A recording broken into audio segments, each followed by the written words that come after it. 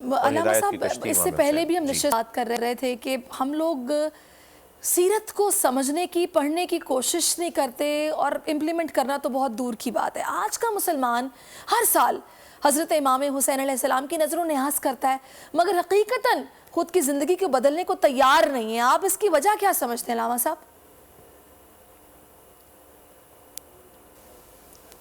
میری بہن، انسان نسیان سے ہے، بھول جاتا ہے. اس کو بار بار دہرایا جاتا ہے، اس کو بار بار کہا جاتا ہے، اس کو کہا جانا ہوگا، اس کو کہا جائے گا، تب جا کے اسے یاد آتا ہے. کیوں ہم 5 مرتبہ اذانیں سن رہے ہیں؟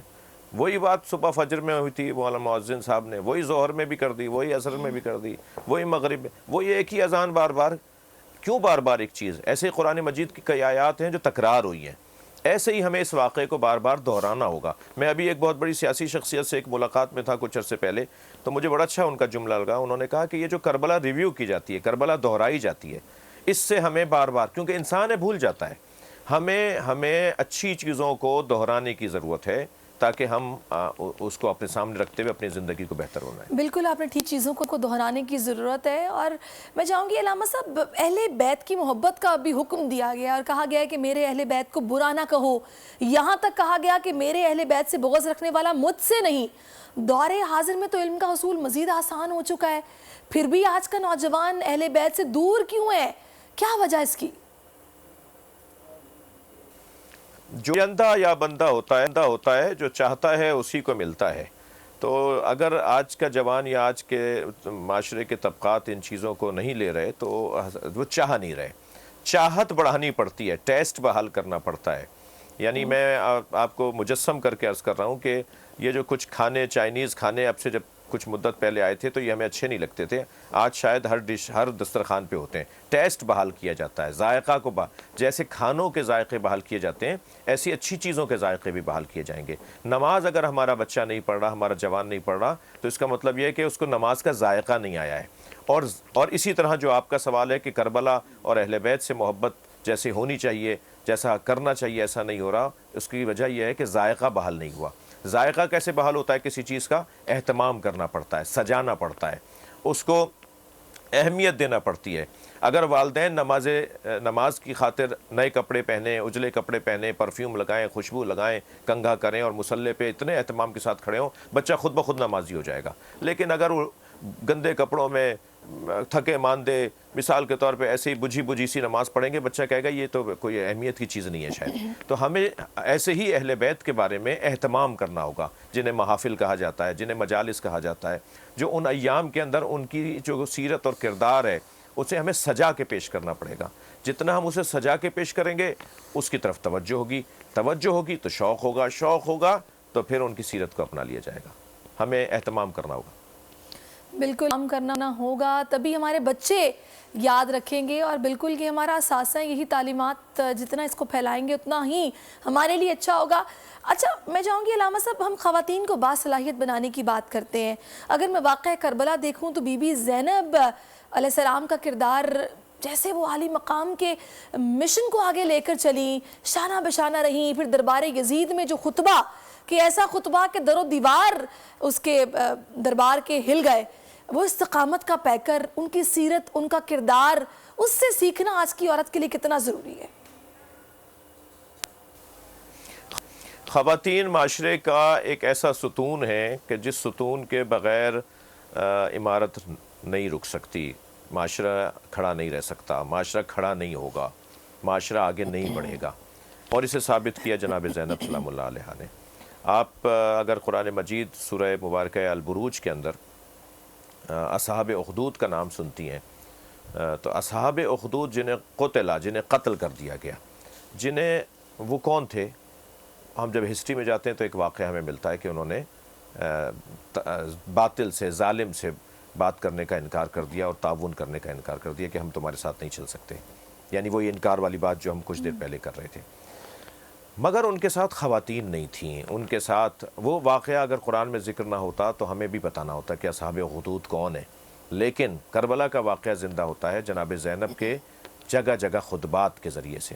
بی بی زینب سلام اللہ علیہ نے جو امام حسین کے پیغام کو مسلسل درباروں میں اور بازاروں سے گزرتے ہوئے مثلا خاص طور پہ جب عبید اللہ ابن زیاد کے دربار میں کوفہ پہنچیں، شام میں جو بی بی زینب کا خطبہ ہے وہ دوسرا ہے، اور جو کوفے کا خطبہ ہے وہ علیحدہ ہے۔ اور خطبہ کیا خطبہ، آپ خود خطبے کو دیکھیں جناب زینب کے خطبے کو، تو بالکل اپنے بابا کے اسلوب پر بات کر رہی ہیں، جیسے ان کا لہجہ تھا۔ حضرت علی کا نہج البلاغہ میں ان کے خطبات ہمیں ملتے ہیں، جیسا ان کے بھائی حسین کے خطبات ہیں، تو اسی شان سے۔ تو اس نے جب کہا نا کہ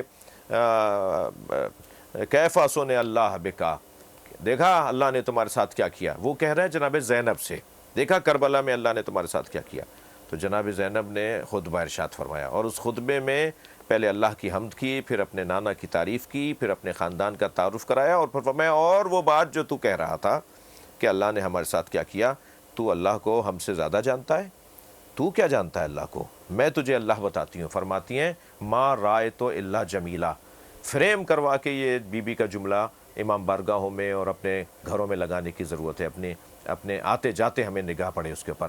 ما رائے تو اللہ جمیلہ، جس بی بی نے اتنی سخت منظر دیکھے ہوں کربلا میں، جو کوفے کے بازار تک اور پھر دربار تک پہنچی ہو، وہ کیا فرما رہی ہیں؟ ما رائے تو اللہ جمیلہ، میں نے اللہ کو جمیل ہونے کے علاوہ کچھ اور نہیں پایا۔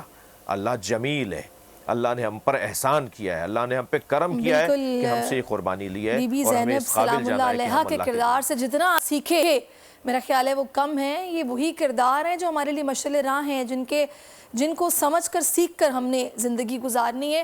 میں چاہوں گی آگے علامہ صاحب بڑھوں، اور 9 محرم الحرام کو امام علی مقام نے جو چراغ خیمہ گل کیا، جنت کی بشارت دی، کہا کہ آگے شہادت جو جان بچانا چاہے وہ جائے، لیکن کوئی نہ گیا۔ اصحاب حسین کی آپ سے وفاداری، محبت اور حق بات پر ڈٹ جانے کی میں بات کروں گی۔ ایک طرف لاکھوں کا لشکر ہے، دوسری طرف صرف 72 ہیں، تعداد مانی نہیں رکھتی ہے، نظریہ دیکھا گیا، سچائی کا نظریہ دیکھا جاتا ہے۔ تو آج یہی وجہ ہے کہ دنیا امام علی مقام سے محبت کرتی ہے۔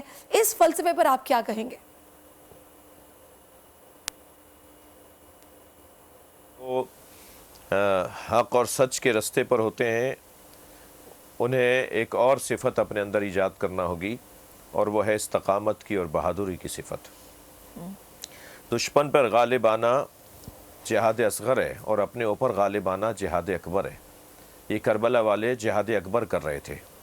یہ اصحاب حسینی جن کی طرف آپ نے اشارہ کیا، انہیں قرآن مجید میں اللہ نے رجال کہہ کے، من المؤمنین رجال صدقوا ما عہد اللہ علیہ، یہ وہ آیت ہے جس آیت کو کربلا میں حضرت حبیب ابن مظاہر اونچی آواز میں پڑھ رہے تھے، رضی اللہ تعالیٰ عنہ، رضوان اللہ تعالیٰ علیہ، اونچی آواز میں اس آیت کو پڑھ رہے تھے، اور اصحاب کو کہہ رہے تھے کہ تم نے سنا کہ کچھ اللہ کہہ رہا ہے مومنین میں کچھ مرد ہیں، کچھ ہمت والے ہیں جو اپنے وعدوں کو پورا کرتے ہیں، اور کچھ وہ ہیں کہ جو پورا کرنے کے انتظار میں ہیں، اور اللہ پورا کرنے والوں کو بھی اور جو پورا کرنے کے انتظار میں کہ اپنا وعدہ کب پورا کریں انہیں بھی خاص اجر و مقام عطا کرتا ہے۔ تو یہ جو کربلا کے امام حسین کے اصحاب ہیں، یہ جہاں سچے اور یہ اپنے نظریے پر مطمئن تھے، وہاں ان میں ہمت بھی تھی، ان میں جرأت بھی تھی، اور وہ جرأت یہ تھی کہ ہم پہلے اپنے دشمن کا مقابلہ کریں گے، اور پھر اگر ہمیں آفریں ہوئیں، پیشکشیں ہوئیں، حضرت عباس کے لیے امان نامہ لے کر آیا شمر، یزید سے امان نامہ لے کر آیا کہ ہم حضرت عباس ابن علی کو نہیں ماریں گے، یہ حسین سے علیحدہ ہو جائیں، اگر حسین سے علیحدہ ہو جائیں گے تو ہم عباس کو نہیں ماریں گے۔ تو حضرت عباس جواب نہیں دے رہے تھے اس کا، اور وہ گھوڑے پہ آوازیں لگا رہا تھا کھڑا ہوا۔ تو حضرت امام حسین کی آواز آئی، میرے بھائی جاؤ جا کر اس سے بات کرو۔ حضرت نے جب اجازت دے دی اور حکم دے دیا تو حضرت عباس سامنے آئے اس کے، اور پھر اس نے دہرانا شروع کیا کہ یہ میں خط لے کر آیا ہوں، تمہیں نہیں ماریں گے ہم مگر تم حسین کو چھوڑ دو۔ تو حضرت عباس نے فرمایا کہ جس امان نامے میں حسین کا نام نہ ہو، میں اس امان نامے پر بھی اور اس امان نامہ کے دینے والے پہ بھی لعنت کرتا ہوں۔ یہ جملے ہیں حضرت عباس کے کہ اس پہ بھی لعنت، اور جس میں حسین کا نام نہ ہو اس امان نامے پہ بھی لعنت، مجھے حسین کو چھوڑ کے نہیں جانا۔ یہ کہہ کر آپ واپس خیمے میں آ گئے اور شمر واپس چلا گیا۔ تو یہ جو کیفیت ہے نا کہ پتہ ہے کہ مارا جاؤں گا، پتہ ہے اب ہمیں مار دیں گے، اور اتنا بڑا لشکر ہے، مگر اپنی بات پہ قائم رہ کر، اگر یہ نہ کرتے تو آج ہم کیوں دہرا رہے ہوتے اس واقعے کو؟ انہوں نے وہ ہمت کی تو آج ہم اسے دہرا رہے ہیں، ہم کچھ ڈھونڈنا چاہ رہے ہیں اس میں سے، اور ہر سال ہمیں کچھ نہ کچھ ملتا ہے۔ قومیں اس وقت الحمدللہ وہ سنی ہو وہ जामियात में चलता गोरख धंधा।